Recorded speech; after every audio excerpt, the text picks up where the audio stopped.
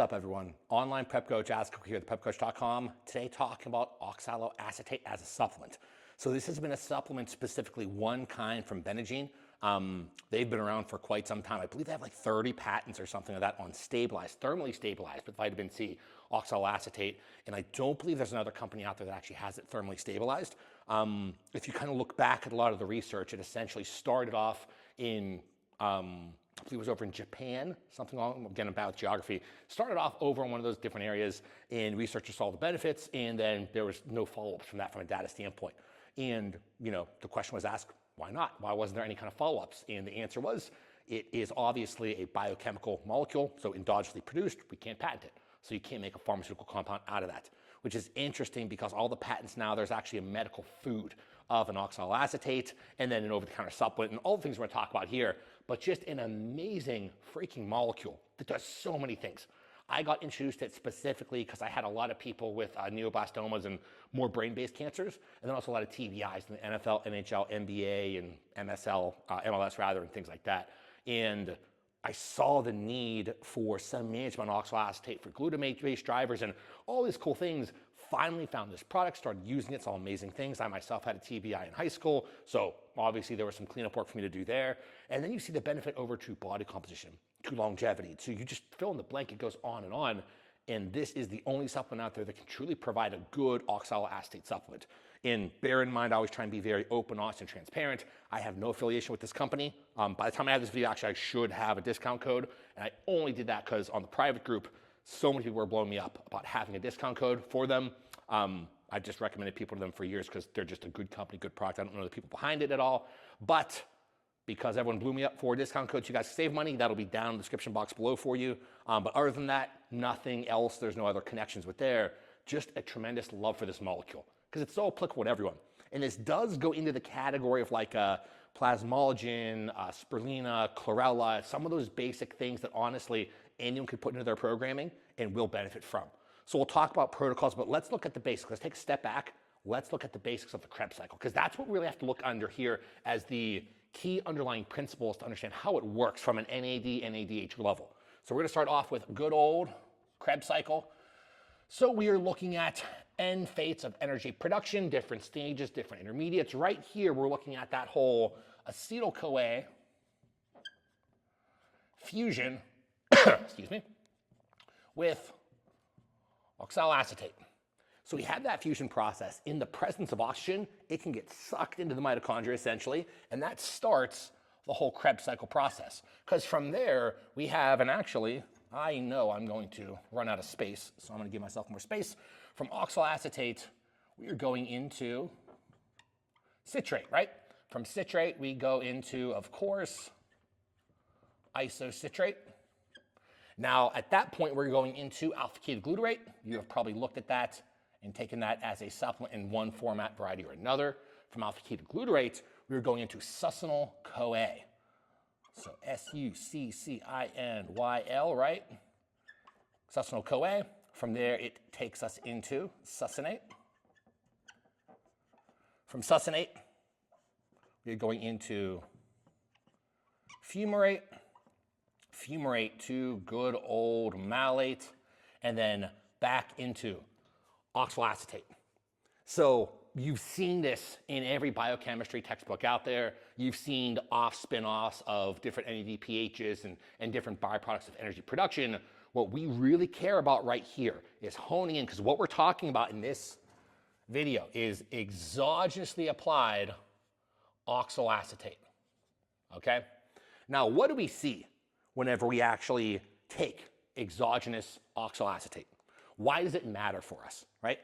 Well, if we look at longevity, calorie restriction, how cells are healthy, heal themselves, drive repair-based systems, it's mainly multiple things, but one of the main reasons is the ratio to NAD to NADH levels. So we're mainly looking at the actual either having high or low NAD to NADH levels. So basically used to oxidize. Same thing with glutathione. We're in the glutathione world, we're looking at something like a GSH to GSSG molecule.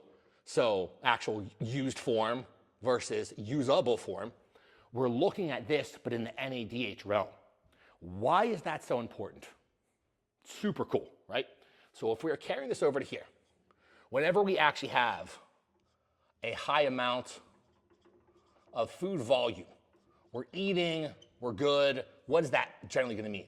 That generally is going to mean that that ratio is going to be skewed. It's going to be lower. So we have a lower NAD, NADH ratio.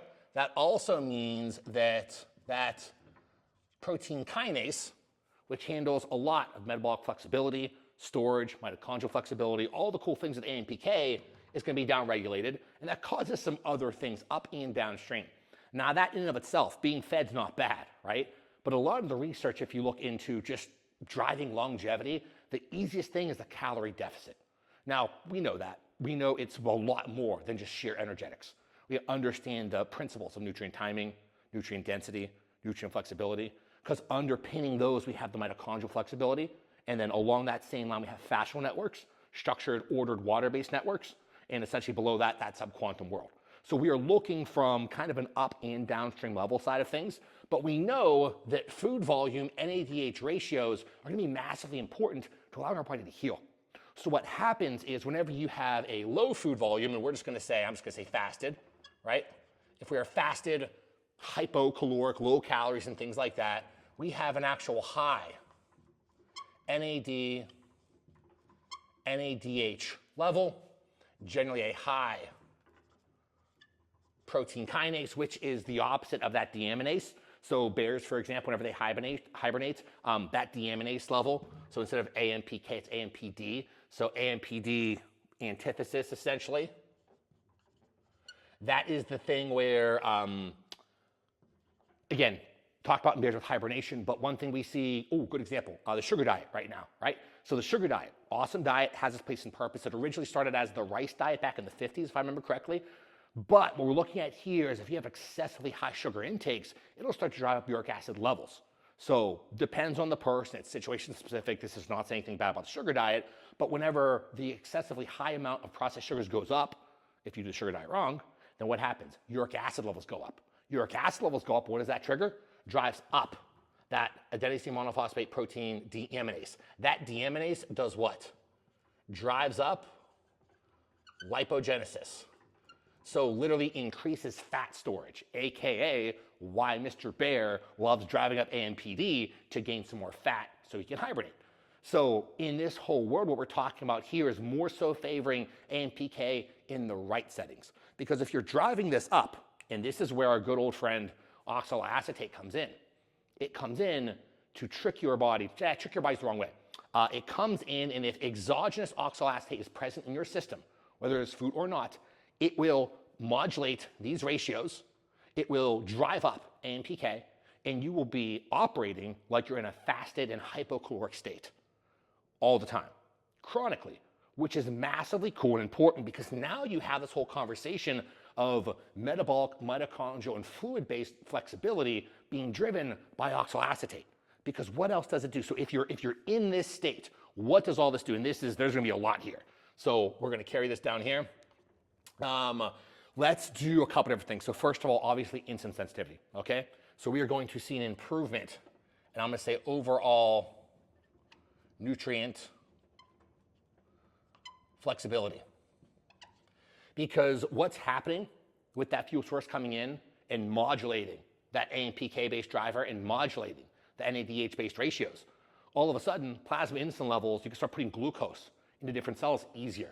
So storage goes up. You will clear blood glucose, you'll clear lipids from the bloodstream, and you'll more preferentially put nitrogen into myocytes than driving through gluconeogenesis. So I say overall nutrient flexibility because oxaloacetate, given that it's raising up those ratios, is doing so much more than just improving glucose homeostasis. So you'll see a lot of the research where they're looking at it, and it'll take diabetics and it'll like almost reverse their problems. It'll have some amazing benefits, but it's more than just glucose. It's nitrogen and it's lipid based. So that's why I say nutrient flexibility and not like glucose flexibility or anything like that. Now at the same time, the NAD based ratio changes does what? What do we know is a big player in the whole mitochondrial, biogenic, and transmutative world? NAD, right? So we're seeing an increase in direct nicotinamide iodide dinucleotide, which does what? I'm going to say improves overall mitochondria because it does so many things. So first of all, there's, you know what, I should probably draw this. This will make a lot more sense. So all right, so mitochondria, we're going to draw this right here because it's doing a lot. If you're reading the text and literature, remember they say it's a sausage-like organelle. That's what it says, which is pretty terrible, but it kind of is what it is. So we have our cristae in here, and I'll label everything in a second, or lightly label. So we have our outer membrane, we have our inner membrane, we have those cristae, those invaginations. Those invaginations is where all the enzymatic action happens. Within those, and within here, we actually have mitochondrial DNA, we have superoxide dismutase. That's where we have short open reading frames actually being expressed. We have actual little voltage dependent anion channels in here, which we know we take our baby aspirin to modulate, which gives better potential to flux nucleotides in and out. It can move things around, right? Now, what oxaloacetate does is via the changes in NAD cascades, which will also then offstream hit what? What's that also going to hit? That's going to hit some of the sirtuins. That's going to hit peroxisome proliferate activator receptor gamma coactivator 1 alpha, which will also then cross-stimulate what? Nuclear respiratory factor 1. That causes the mitochondria to release its own antioxidant capacity and networks. So many things, right? So if oxaloacetate is driving all of these things, what do we see? We see improvement in the fluidity, in the membrane permeability of this outer layer. So permeability to the right molecules goes up. We see permeability on the inner mitochondrial membrane layer also going up. We see, and this is not in the research, but given how it's actually working, it doesn't make sense why it wouldn't do this, but it would also, and it should also, go ahead and further potentiate permeability and action on those voltage-dependent anion channels. So kind of offshoot to here, those VDX, VDACs. Because of that, it's going to allow all your cool superoxide dismutases, your chlorophylls, all the peptides you're taking, your urethanase, everything to bypass, interact, and drive mitochondria functionality better. So what does that mean? That means this mitochondria is going to have a higher millivoltage potential. So we know millivoltage potential, ideally negative 150, 200, something like that. Depends on the person and all that stuff. But if you're taking HRT or basic over-the-counter supplements or glutathione and things of that nature, that's already pushing up the millivoltage potential. So let's say you're starting off at, you're not that healthy. Let's say you're at like negative 100 millivolts from mitochondrial aspect. You add in, you fix your hormones, you fix your nutrition, your diet, you're in a pretty good position. Let's say that takes you to negative 150 millivolts. Let's say then you bring in something like an SS31, right? Great, amazing player, drives mitochondrial healing, drives that whole electron transport chain process with cardiolipin, does so many things, but it doesn't drive millivoltage potential too high because we never almost see a hypopolarization or hyperpolarization problem, so over-under spinning from SS31. So let's say that takes us to negative 175 millivolts. Then you add in the thermally stabilized oxaloacetate. What happens? That is going to potentiate everything else in circulation, your HRT, your nutrients, your peptides, in this case SS31, and that is going to take your millivoltage potential probably close to 200 millivolts. And we can confirm this because if anyone's ever taken the Benagene product, which by the way, I hope I'm pronouncing that company name right. Some things, I don't know how things are pronounced, I just say them and act confident about it. But their thermally stabilized oxaloacetate supplement drives this process so well, you will feel lit up. Your energetic profile will go up dramatically. It almost has a very similar feeling to SLU PP332.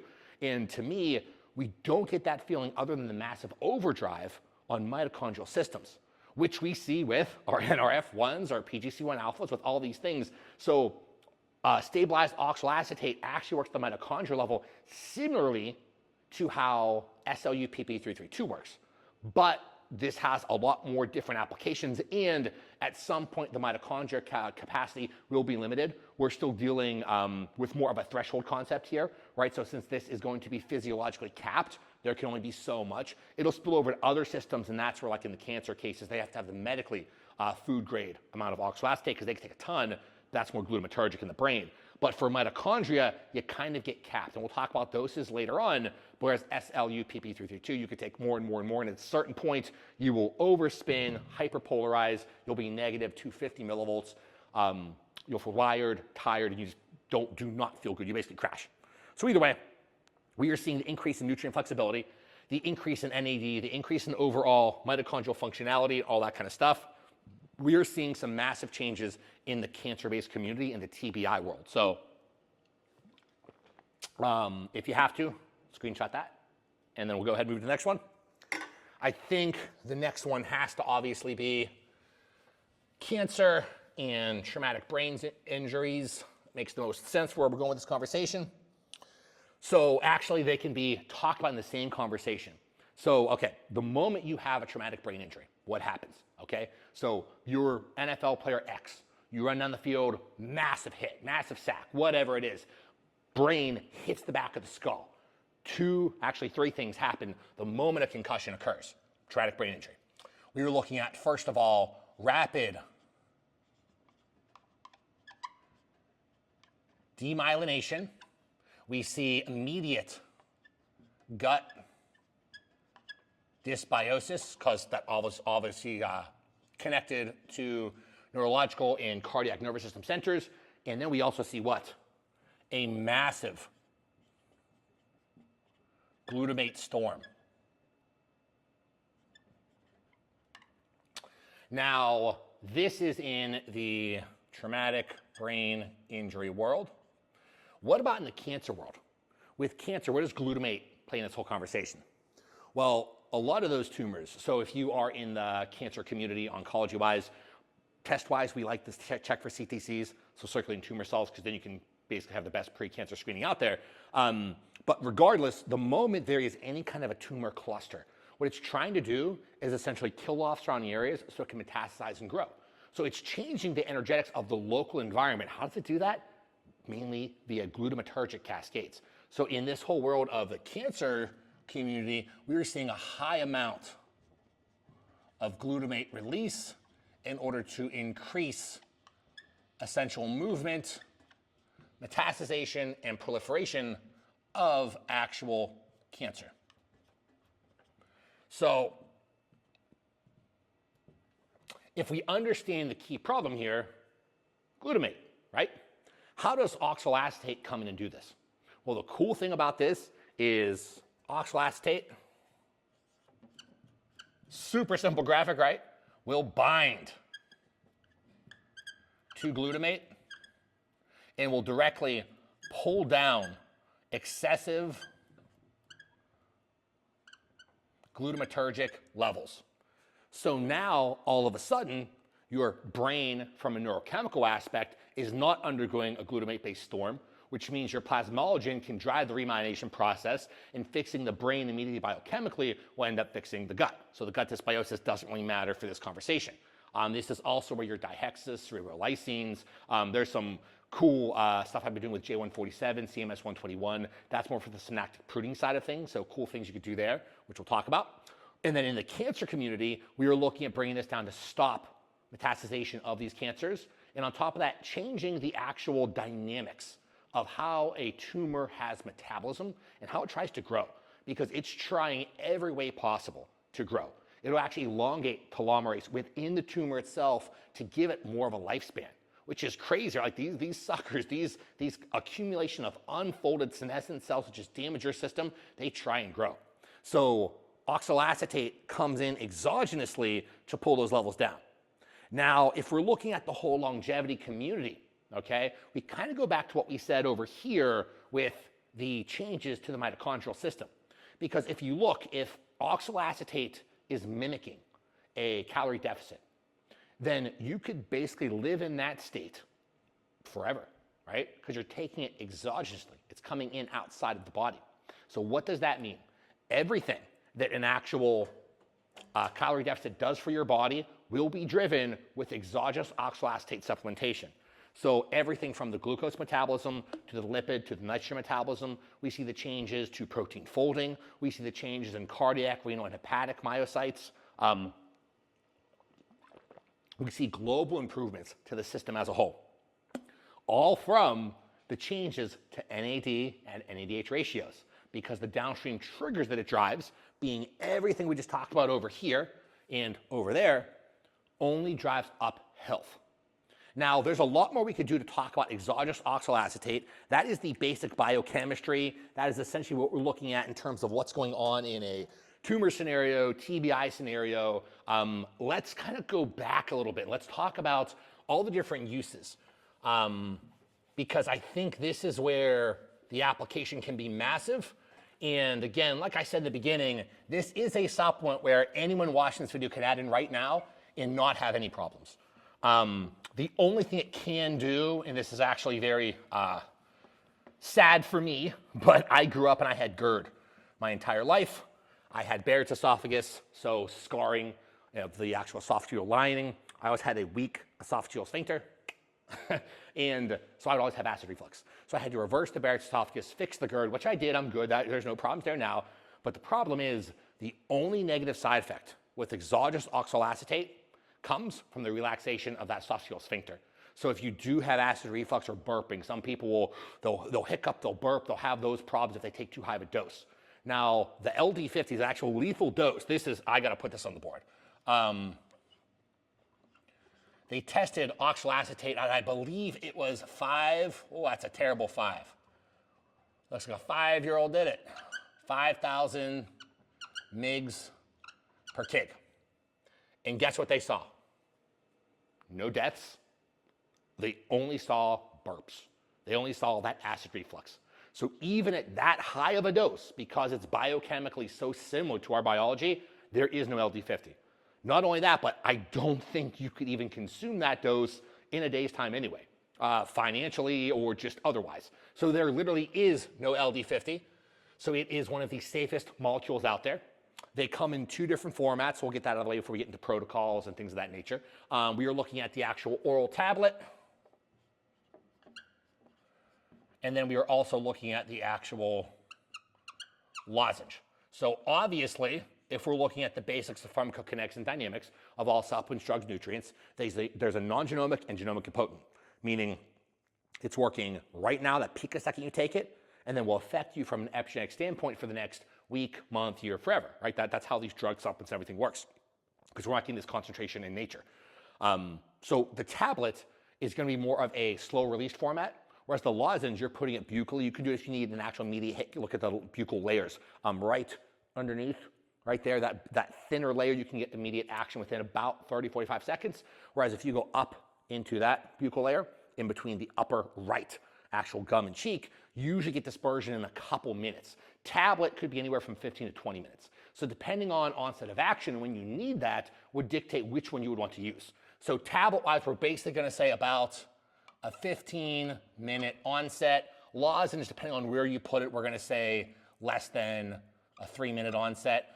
In reality, you could buy the lozenge and then swallow it, and then it'll be somewhere in between. At the end of the day, I like to have both, and I really, really do prefer the lozenge, because then if I go to do a podcast, or if I have to have a speaking event, or if I'm just playing with the kids, I need something right now, I'll just throw it right, depending on where I need it, when I need the energy. I'll put it either in the front or up in that top right portion, and then I'm good with kids for energy for multiple hours. So there's another thing to talk about, right? So the neurological side of this, because it's affecting that mitochondrial millivoltage to a pretty high degree, that's going to give you essentially energy all day.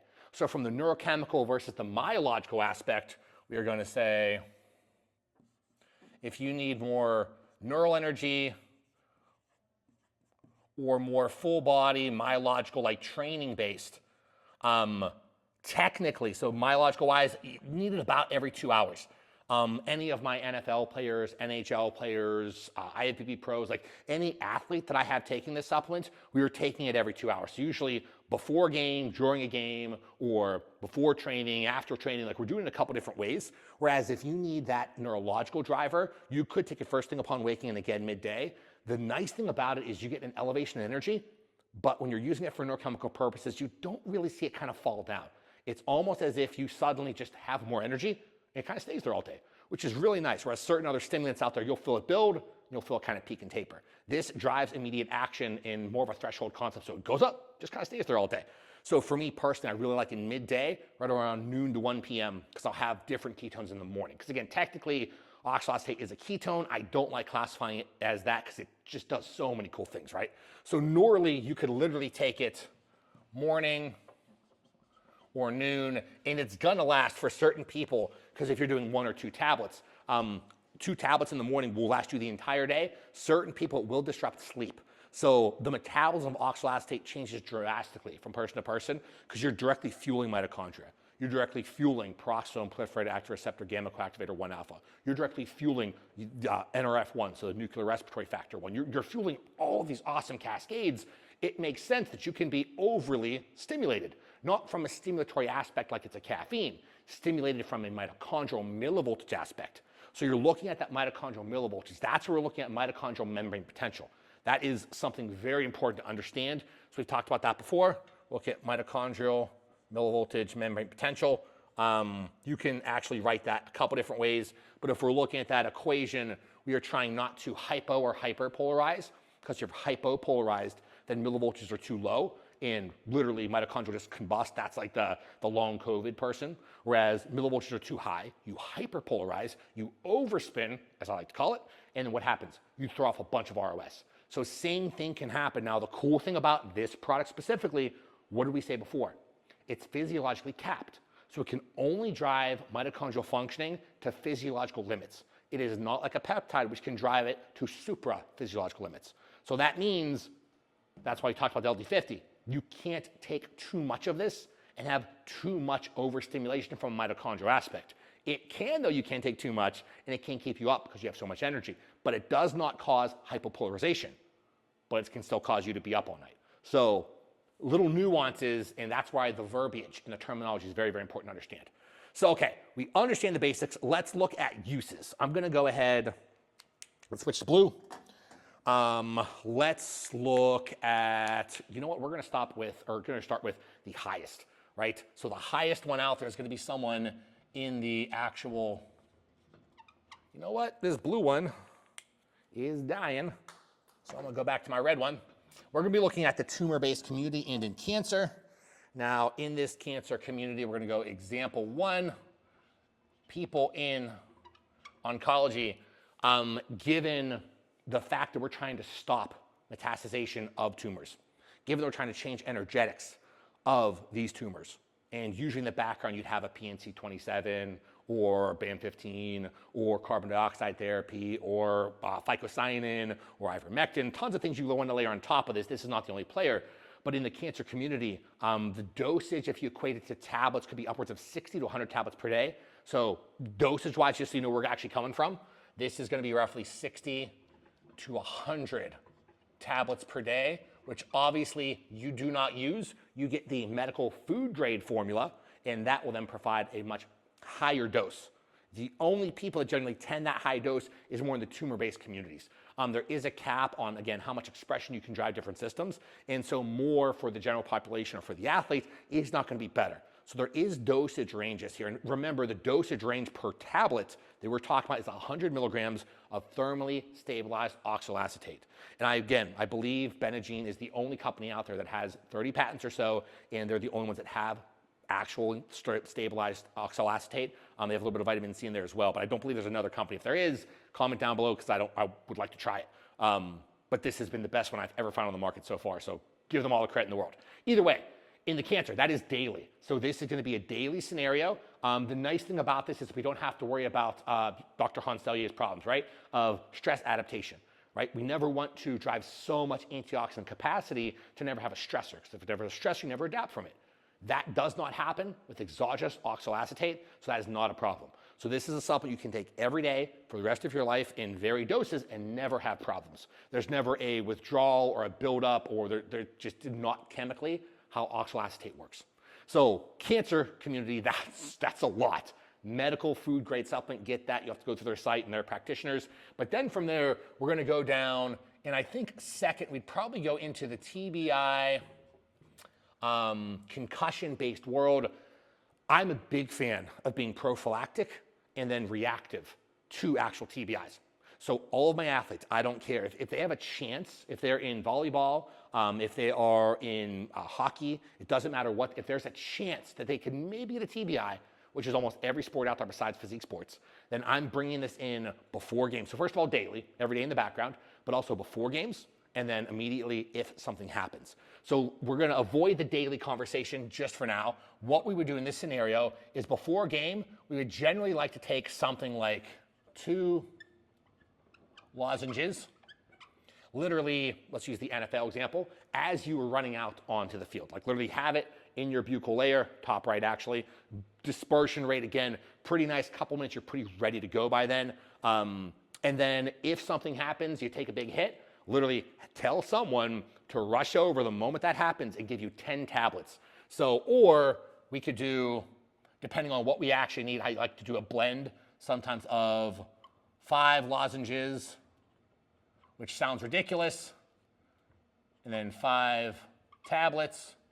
And then from there, I'll generally repeat 5 tablets at basically every 2 hours post-game until you've accumulated 30 total doses. So that'd be 5, 10, 15, you need 20, 25, 30, so 3 more actual doses, and so that'd continue 3 more times.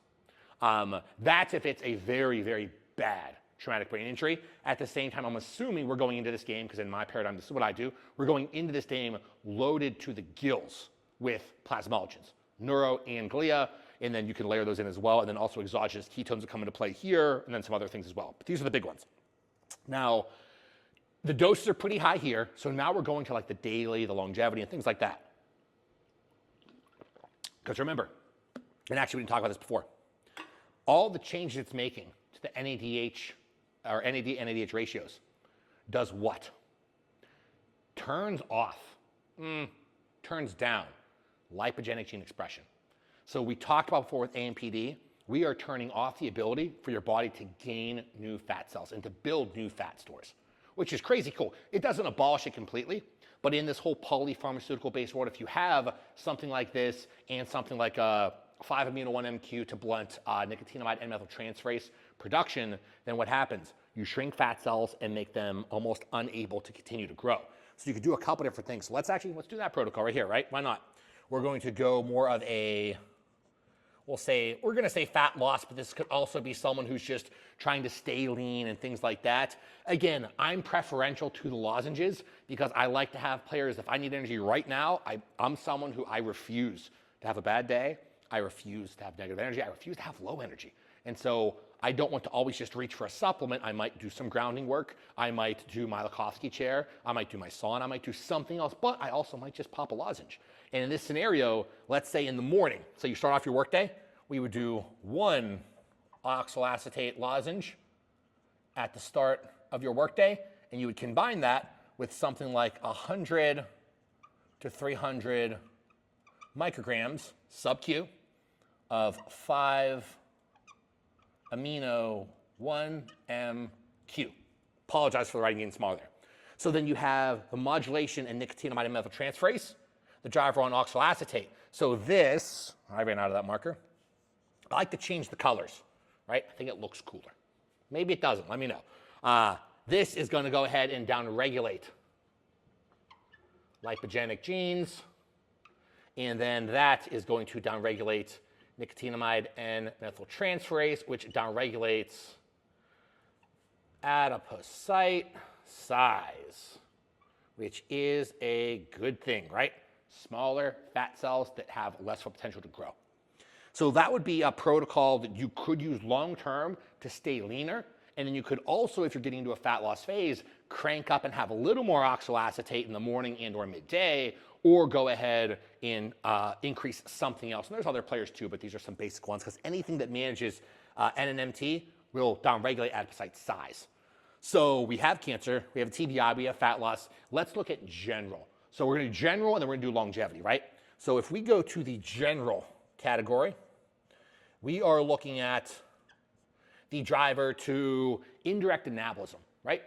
if you're improving nutrient partitioning, if you're improving mitochondrial functionality, millivoltage potential of mitochondria, improving everything we talked about here, even neural health, managing glutamates for someone that doesn't have glutamatergic-based problems, we'll talk about as well, it is going to indirectly allow you to train harder, train longer, increase your VO2 max, increase all these little markers, increasing heart rate variability, by the way, increasing all these markers of performance. So indirectly, you will be building muscle tissue better, faster, easier. You'll get stronger, faster, easier. Everything about your performance will go up because you're fueling your mitochondria and you're topping off those NAD to NADH ratio stores and numbers. So in here, this could literally be a long-term, this is for everyone. You can do anything from 1 to 2 of the actual tablets daily for the rest of your life.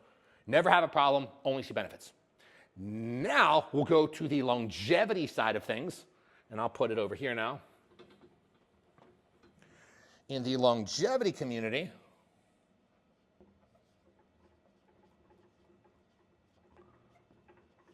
we talked about the changes to NAD and NADH ratios. We talked about it really mimicking a fast, or rather potentiating a fast, mimicking being hypocaloric, so being an actual diet.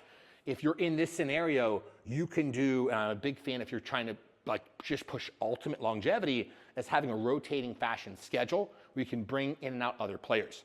So something like this could be set up like week 1 protocol would be 3 tablets of oxaloacetate in the morning, and then week 2, we're going to go to 1 tablet oxaloacetate in the morning.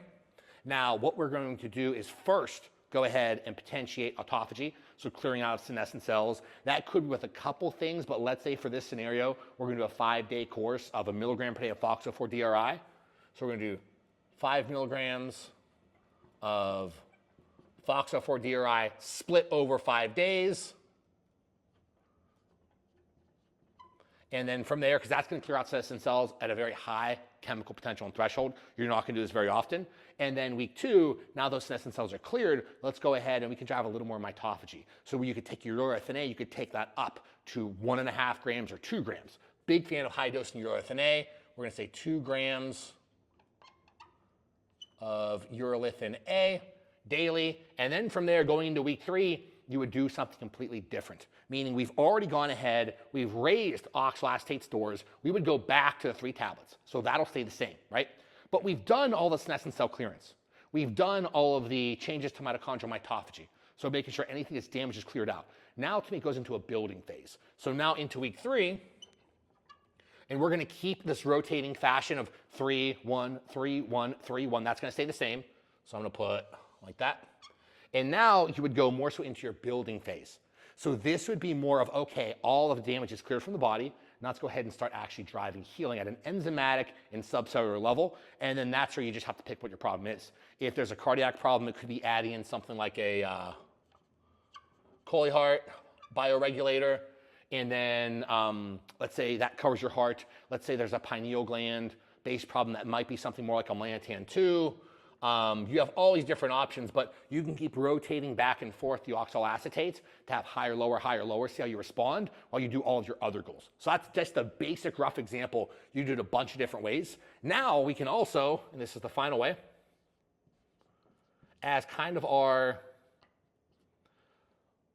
I'm gonna leave nootropic aid. I paused there for a second because technically when you take exogenous oxaloacetate, it will pull down glutamatergic-based levels, and you feel like you're in a meditative state almost immediately, based on, if you're taking it as a tablet or a lozenge. Now, it feels like you've been meditating for 30, 45 minutes. You have that less excitatory glutamatergic feel, and you're in your flow state. So you can take this to either make a meditation session easier. You can take this to make a podcast easier and more fluent. You can take this as a nootropic aid for anything you need from a neurochemical aspect. If it's academic learning, if it is trying to run a meeting, no matter what it is, you could take it acutely. This is where we do 1 to 2 lozenges pretty much right before, right? Because if we are having onset of action in seconds to minutes, you're going to start it, you're going to be good. You're going to get into your flow state. You could technically do it a couple minutes beforehand, but I like starting off that because you're going to have an initial alarm response, right? If you're going to host a meeting for 100 employees, you're going to have an initial alarm response no matter who you are, and then you're going to slowly start to come down sympathetically. Whereas if you go into it and kind of blunt that alarm response, you're going to still have elevations in tachycardia, maybe some changes in body temperature. You'll get better, more smooth effects if you allow the alarm response to happen as you have oxaloacetate lozenge in your mouth, because that's 2 minutes of alarm versus 15 minutes for some if they can't handle sympathetic activity.